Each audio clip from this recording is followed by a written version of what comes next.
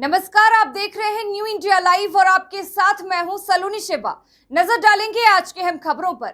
महाराष्ट्र के उप मुख्यमंत्री अजित पवार गुरुवार को मुंबई में आयोजित एक उद्घाटन समारोह के दौरान मुख्यमंत्री एकनाथ शिंदे के लिए आरक्षित कुर्सी पर बैठ गए, जिसका एक वीडियो सोशल मीडिया पर तेजी से वायरल हो रहा है। एक क्लिप में अजित पवार को सीएम की सीट पर बैठे देखा जा सकता है, जबकि महाराष्ट्र विधानसभा अध्यक्ष राहुल नार्वेकर को कुर्सी से एकनाथ शिंदे की नेम प्लेट हटाते हुए भी देखा जा सकता है।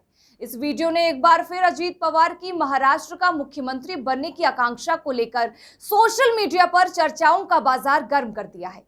गौरतलब है कि इस कार्यक्रम में देवेंद्र फडणवीस भी मौजूद थे, जिससे स्थिति और भी दिलचस्प हो गई। साथ ही कांग्रेस नेता पृथ्वीराज चौहान ने भी ये दावा किया कि अगस्त में एकनाथ शिंदे की जगह अजित पवार को मुख्यमंत्री नियुक्त किया जाएगा। लेकिन इन दावों को बीजेपी के वरिष्ठ नेता और महाराष्ट्र के उप मुख्यमंत्री देवेंद्र फडणवीस ने खारिज कर दिया। बता दें कि मुंबई में विधायकों के लिए आवासों के पुनर्निर्माण के शुभारंभ पर एकनाथ शिंदे को आमंत्रित किया गया था। हालांकि उस दिन वो किसी निजी कारणों से नहीं आ पाए थे। मध्य प्रदेश के पूर्व मुख्यमंत्री और प्रदेश कांग्रेस अध्यक्ष कमलनाथ के गढ़ छिंदवाड़ा में आज से 4 दिवसीय धार्मिक कार्यक्रमों की शुरुआत की गई है। कार्यक्रम की शुरुआत कलश यात्रा के साथ की गई। पूर्व सीएम कमलनाथ ने भी नर्मदा के जल से कलश यात्रा का पूजन अर्चन किया। शिकारपुर स्थित आवास पर कमलनाथ ने नर्मदा जल की वैदिक मंत्रोच्चार के साथ पूजन अर्चना की। इस धार्मिक कार्यक्रम में पंडित धीरेन्द्र शास्त्री रामकथा करेंगे। नरसिंहपुर जिले के पूर्व विधायक और छिंदवाड़ा विधानसभा प्रभारी सुनील जायसवाल ने बताया कि बड़े हर्ष का विषय है कि छिंदवाड़ा के सिमरिया में बागेश्वर धाम के पंडित धीरेन्द्र शास्त्री की दिव्य राम कथा का आयोजन किया जा रहा है। कथा से पूर्व कलश यात्रा निकाली जाती है। इसी कड़ी में नरसिंहपुर जिले से टैंकर द्वारा नर्मदा का जल लाया गया है। शुक्रवार को इस नर्मदा जल से कलश यात्रा निकाली जाएगी। पूर्व मुख्यमंत्री कमलनाथ नर्मदा जल से पूजन अर्चना करेंगे। इसके बाद नर्मदा जल का टैंकर कलश यात्रा की आयोजन स्थल चिखलीकला भेजा जाएगा। राजस्थान में नए संभाग और जिलों के सीमांकन पर सरकार ने मुहर लगा दी है। इसके बाद अधिकतर लोगों के जुबान पर सियासी समीकरण ही है। प्रदेश में अगले 4 महीनों में विधानसभा चुनाव होने हैं। राजनीति से जुड़े लोग गणित बैठाने में लगे हैं। राजस्थान की राजनीति में महत्वपूर्ण माना जाने वाला मेवाड़ में 28 की जगह विधानसभा की 23 सीटें ही रह गई हैं। वहीं भीलवाड़ा की 74 साल बाद मेवाड़ में वापसी हुई है। ऐसा इसलिए क्योंकि उदयपुर संभाग से 3 जिलों को अलग कर दिया गया है और 2 नए जिलों को शामिल किया गया है और इससे मेवाड़ संभाग की पूरी राजनीति ही बदल गई है। परिसीमन के बाद विधानसभा सीटें बढ़ने का अनुमान लगाया जा रहा है। बता दें कि उदयपुर संभाग से डंगरपुर, बांसवाड़ा और प्रतापगढ़ को तोड़ा गया है, लेकिन सलुम्बर और अजमेर संभाग के भीलवाड़ा जिले को उदयपुर संभाग में शामिल किया गया है। भीलवाड़ा जो रियासत काल में मेवाड़ क्षेत्र ही कहलाता था, अब वह फिर से मेवाड़ में शामिल हो गया। राहुल गांधी को सुप्रीम कोर्ट से बड़ी राहत मिलने के बाद लोजपा रामविलास के राष्ट्रीय अध्यक्ष चिराग पासवान ने शुक्रवार को कहा कि यह न्यायालय का मामला है। सजा देने का काम भी कोर्ट ने किया था। यह न्यायिक प्रक्रिया का एक हिस्सा है। अगर कुछ तथ्य और सामने आएंगे तो न्यायालय इस पर फैसला लेगा।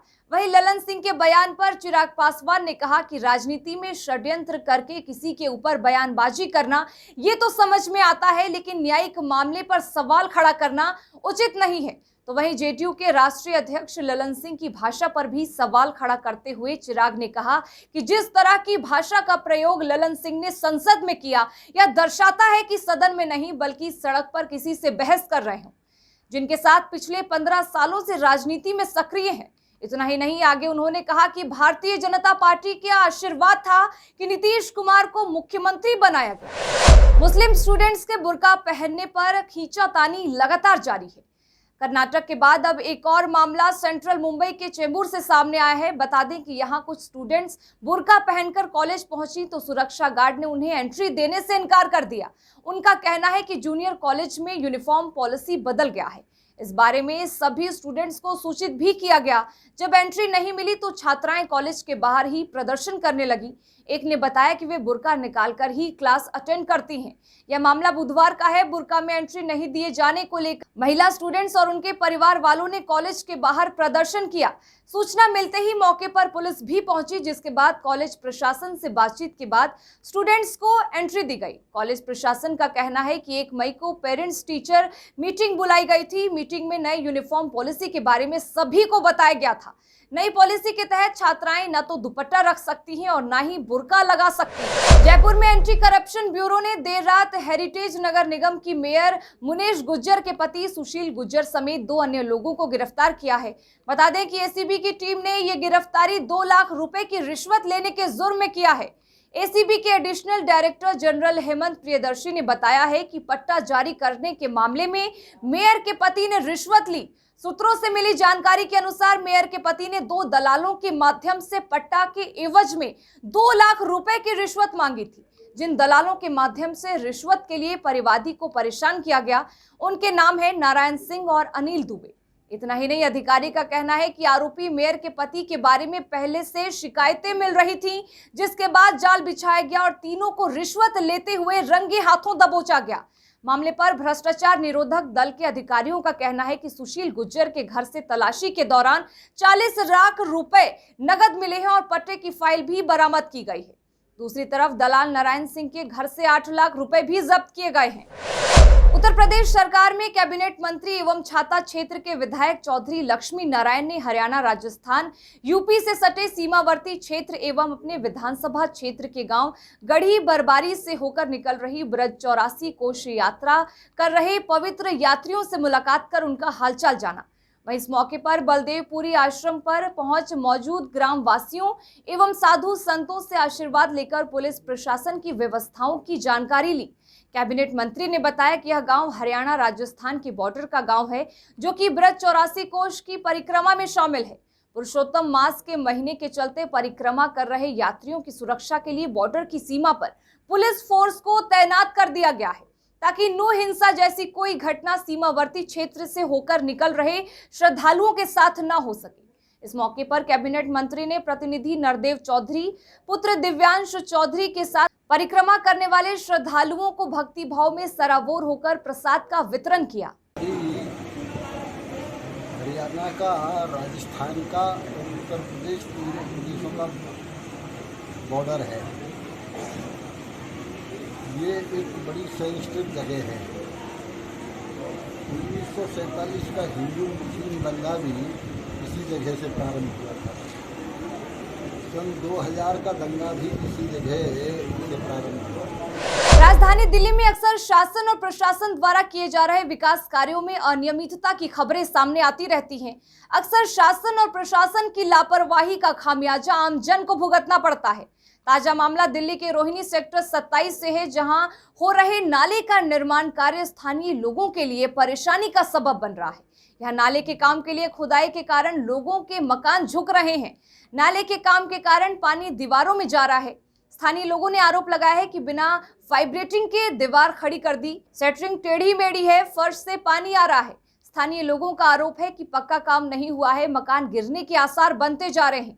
लोगों का कहना है कि ना तो इस काम में उपकरणों का ठीक से इस्तेमाल हुआ है और ना ही सेटरिंग ठीक से की गई है, और साथ ही नाले के फर्श से पानी आने लगा है, जिसकी वजह से आम जन परेशान है। इलाके में सारा काम विधायक शरद चौहान के नेतृत्व में किया जा रहा है, जिसके बावजूद न तो नाले का निर्माण ही ठीक से हो रहा है और न ही आमजन की समस्याओं का समाधान हो रहा है।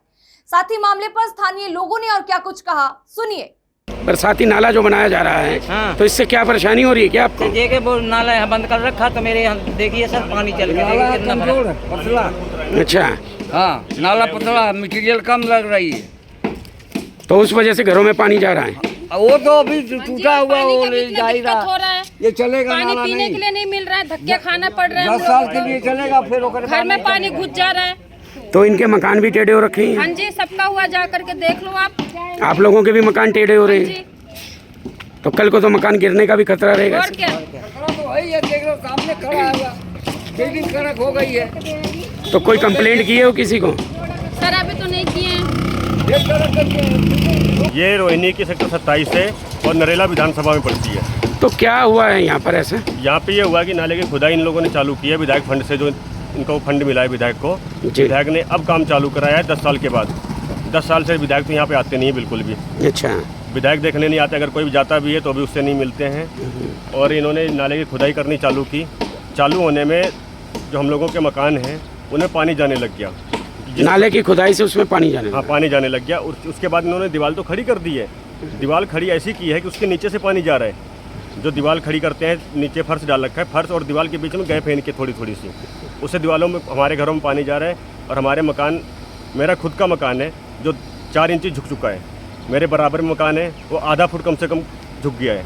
बराबर में एक उन्होंने बाथरूम बना रखा था, बाथरूम भी झुक गया है। अगर ये चीज़ें झुक गई हैं बाथरूम तो 2-3 दिन में गिर जाएगा। फिलहाल इस बुलेटिन में बस इतना ही, लेकिन तमाम खबरों के लिए बने रहें हमारे साथ और देखते रहें न्यू इंडिया लाइव।